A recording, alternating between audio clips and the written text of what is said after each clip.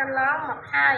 ពូប្រែនឹងមីងសំរួននៅក្នុងភូមិឆ្លុកទ្រូខេត្តកំពង់ឆ្នាំងគ្រួសារគាត់បានប្រកបមុខរបរនេសាទត្រីនិងធ្វើប្រហុកកកត្រីងៀតត្រីឆ្អើរដែលជាអាជីពប្រចាំគ្រួសារ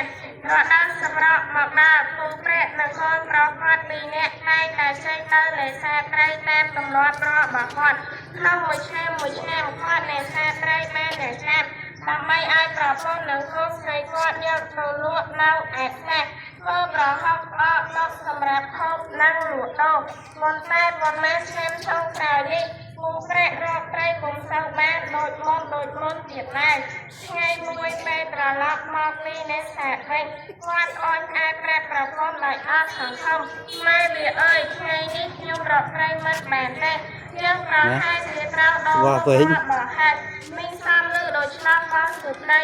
ហេតុអ្វីបានជាឲ្យវារកត្រីមិនបានពូប្រែរៀបរាប់ប្រាប់ភរិយាម៉ែវាដឹងទេសប្តាហ៍ថ្ងៃនេះបងកុំនេសាទកំពុងទទួលរងគ្រោះធ្ងន់ធ្ងរណាស់ដោយសារអំពើអគតិរបស់ជនខ្លះពួកគេបានប្រកាសបំផ្លាញត្រីលិចទឹកឈុំវិញបឹងដែលជាជំរកត្រីពងនិងបន្តពូជដើម្បីយកដីធ្វើស្រែម្យ៉ាងទៀតមនុស្សមួយចំនួនធំបានតោតាំងពីលំនៅលើទឹកដើម្បីប្រកបរបរនេសាទលក់ដូរនិងធ្វើសិប្បកម្មផ្សេងអ្នកទាំងនោះបានបង្ហោរកាកសំណល់ពីលំនៅដ្ឋាននិងរោងសិប្បកម្មដែលមានជាតិផលនៅក្នុងទឹកបឹងរកហែកធ្វើឲ្យទឹកបឹងកខ្វក់ហើយរាក់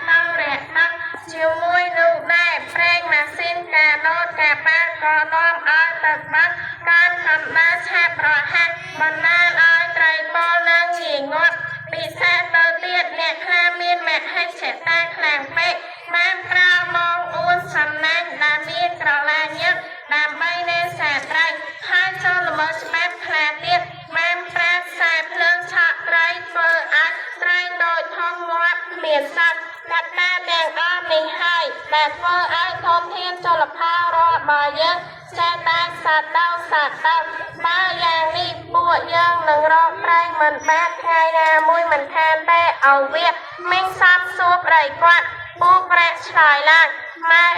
មែនហើយ